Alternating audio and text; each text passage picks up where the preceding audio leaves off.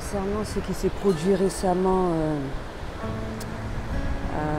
pour la cathédrale de Paris, je tenais à faire part de mon avis vis-à-vis de tout cela. Donc tout d'abord, ça fait 9 ans environ que je ne regarde pas la télé. Pourquoi?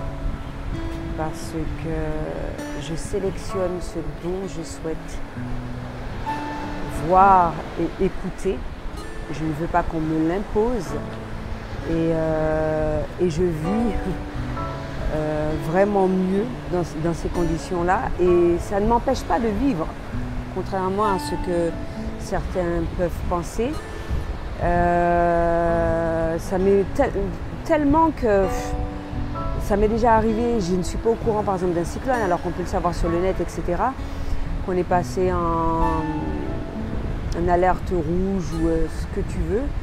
Et c'est en arrivant dans les rues et que je m'aperçois qu'elles sont désertes en fait et que je constate que effectivement on est en alerte. Avant, on n'avait pas de télévision, on arrivait très bien à vivre, sinon vivre tout aussi mieux. Et surtout quand il s'agit, après ça dépend, quand il s'agit d'un bon reportage, etc., il n'y a pas de souci de bien sélectionner également les dessins animés que les enfants peuvent regarder. Mais si c'est pour m'annoncer que des mauvaises nouvelles chaque jour, ça ne m'intéresse pas. Si c'est pour me faire voir une souffrance ou quelque chose qui m'attriste et que je n'ai pas d'impact sur ce dont je vois, je ne vois pas l'intérêt de regarder sur de multiples choses en fait. Toutes les choses qui ne me motivent pas, qui ne me font pas plaisir, etc. Au contraire, qui poussent à la haine ou sinon qui poussent à la peur, ça ne m'intéresse pas de le faire. Donc, regarder la télévision, mais je sélectionne.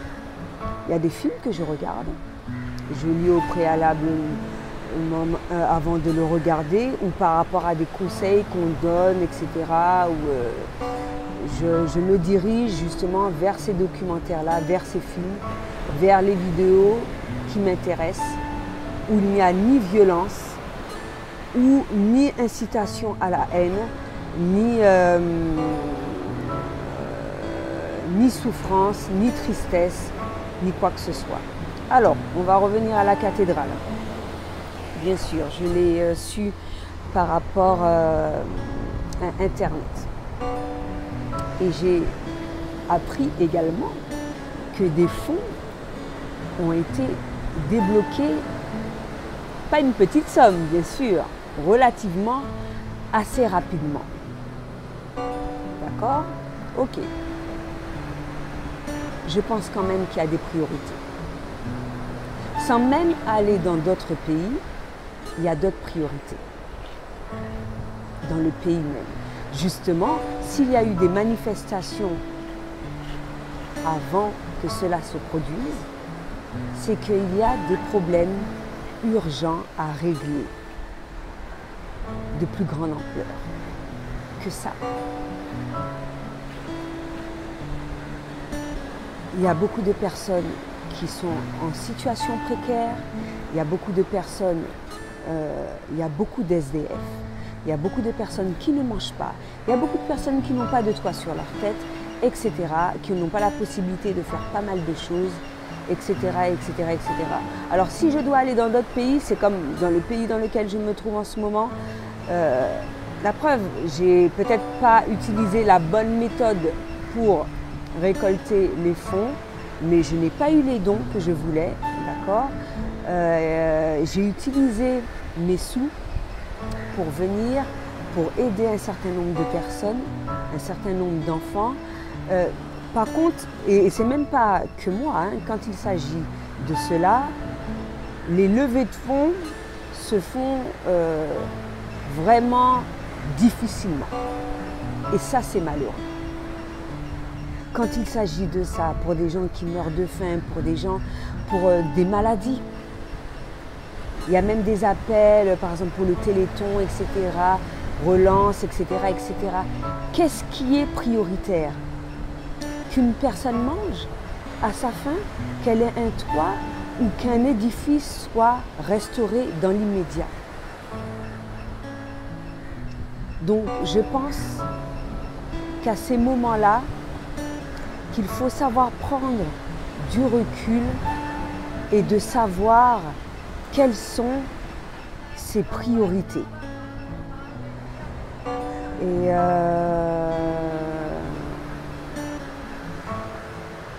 donc tout ce dont j'ai énuméré, mais également l'amour de son prochain, pas forcément dans le don d'argent,